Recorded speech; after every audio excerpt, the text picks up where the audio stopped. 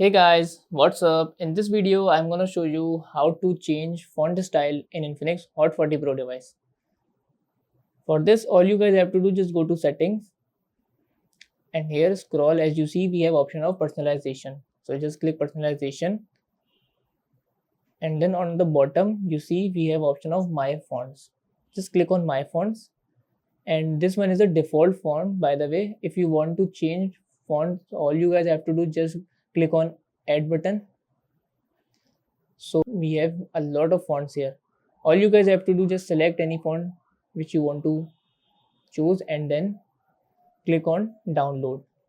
After downloading, just click on apply and then click OK. And all the font in my mobile phone is now changed. So this is how we can change font style in Infinix Hot 40 Pro device. Let me change another one.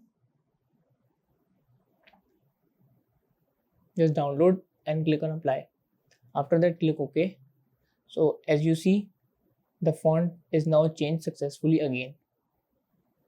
So this is how we can change font style in Infinix Hot 40 Pro device. So that's it about the video. If this video helped you guys, kindly like the video and follow us for more tips and tricks. See you guys in next video. Take care.